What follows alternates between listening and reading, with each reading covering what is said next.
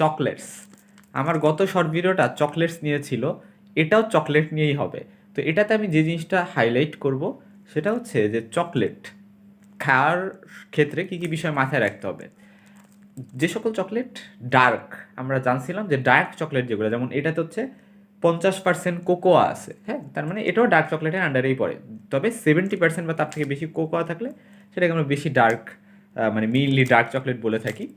তো ইউজুয়ালি যেটা হয় যে ডার্ক চকলেটগুলোতে চিনির পরিমাণ কিছুটা কম থাকে, এবং ওয়েট গেইন করার যে বিষয়টা, এটার রিস্ক একটু কম থাকে। কিন্তু যেগুলো হোয়াইট চকলেট, দুধের তৈরি বা হোয়াইট চকলেট যেগুলো স্পেশালি, এগুলোর ক্ষেত্রে ওয়েট বাড়ার চান্সটা একটু বেশি, হ্যাঁ। বাট যদি স্বাস্থ্যকর বলা হয় তাহলে ডার্ক চকলেটটা ট্রাই করা যাইতে পারে। বাট অবশ্যই একটা পরিমিত পরিমাণে কিন্তু নিতে হবে, বেশি পরিমাণে তো খাওয়া যাবে না। এবং ওয়েট গেইনের বিষয়টা কিন্তু এখানে থাকে। চিনি থাকে চকলেটে, অনেক চকলেট আছে যেগুলোতে চিনি বেশি থাকতে পারে। স্পেশালি ডার্ক চকলেট, যেটা ডার্ক চকলেটে কিন্তু ক্যাফেইন থাকার চান্স থাকে, যেটা আমাদের অনিদ্রা ঘটাইতে পারে, ঘুমে অ্যাফেক্ট করতে পারে বেশি বেশি ডার্ক চকলেট খাইলে, হ্যাঁ। সো এটার একটা বিষয় কিন্তু আছে।